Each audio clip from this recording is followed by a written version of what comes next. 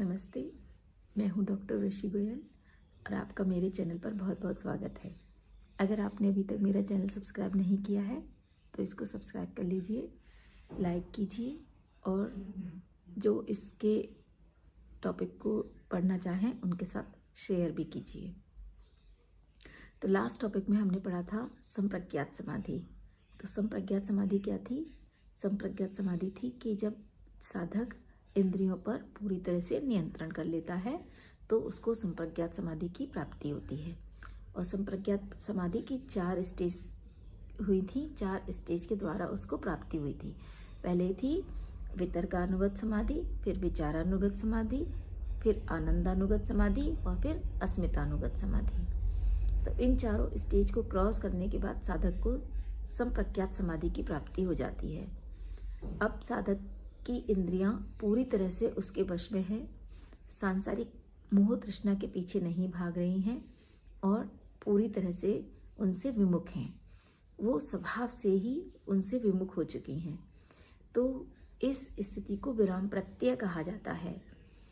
तो जब विराम प्रत्यय का भी अभ्यास क्रम बंद हो जाता है तब साधक को असंप्रज्ञात समाधि की प्राप्ति होती है। अब इस स्टेज में साधक के इंद्रियों ने बाह्य चीज़ों से या बाह्य आकर्षण के प्रति अपना बिल्कुल अपने आप को तोड़ लिया है, किंतु साधक के अवचेतन मन में और चित्त में पूर्व जन्म के संस्कार शेष हैं। अब साधक को उनकी उसके जो संस्कार हैं वो उसके चित्त में पूर्व जन्म के संस्कार अभी शेष हैं। तो इस स्थिति को असंप्रज्ञात समाधि में हासिल किया जाता है। इसकी भी 2 स्टेज होती हैं। असंप्रज्ञात समाधि के भी 2 प्रकार होते हैं। एक होती है सबीज समाधि और एक होती है निर्बीज समाधि। तो जिस प्रकार संप्रज्ञात समाधि के 4 और प्रकार थे, उसी प्रकार असंप्रज्ञात समाधि के 2 और प्रकार हैं, सबीज समाधि और निर्बीज समाधि। तो कई साधक ऐसे थे जो संप्रज्ञात समाधि तक ही आकर रुक गए, उनको असंप्रज्ञात समाधि की प्राप्ति नहीं हुई, तो वो इसको शून्य की अवस्था कहते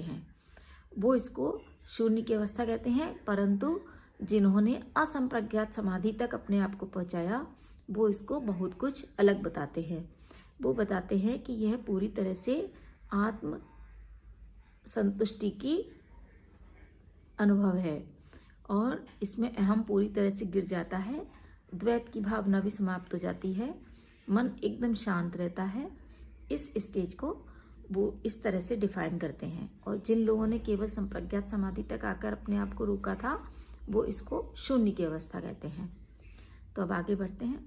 तो असंप्रज्ञात समाधि भी 2 प्रकार की होती है, सबीज समाधि और निर्बीज समाधि। तो अब इस स्टेज पर साधक के मन में उसके पूर्व जन्म के संस्कार शेष हैं।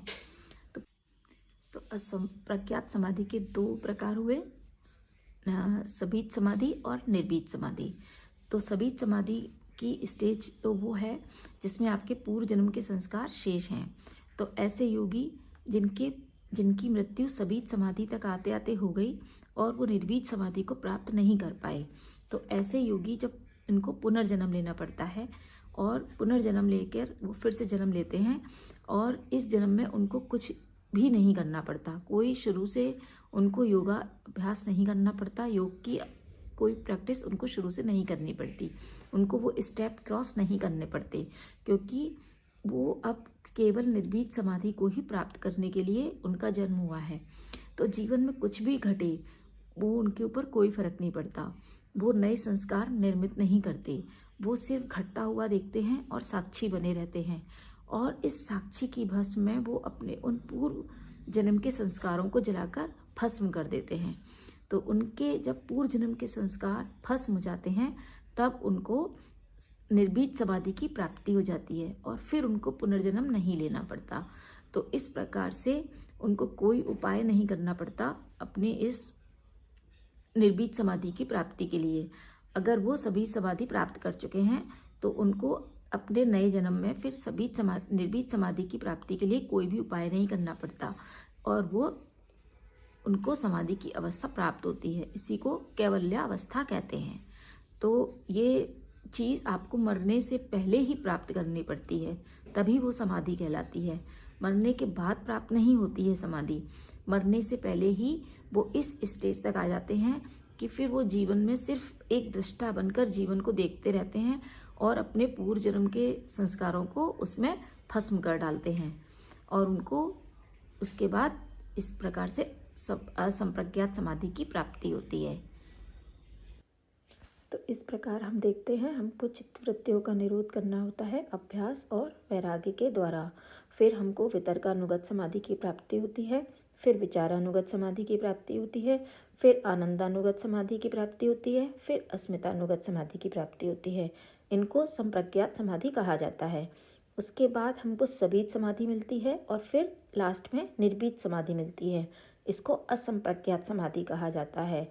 निर्बीज समाधि प्राप्त करने के बाद साधक को जन्म मरण के चक्र से छुटकारा मिल जाता है और उसको फिर से जन्म नहीं लेना पड़ता। और यही एक मात्र उद्देश्य होता है, हाई ऑब्जेक्टिव या हाई एम है इंडियन फिलॉसफी में मनुष्य के जन्म का, कि उसको इस प्रकार की स्टेज मिल जाए कि उसको इस जन्म मरण के चक्र से छुटकारा मिल जाए। और ये इस योग साधना पर चलकर भली भांति प्राप्त किया जा सकता है। ये समाधियाँ क्रमवार प्राप्त होती हैं और पूरी तरह से आपको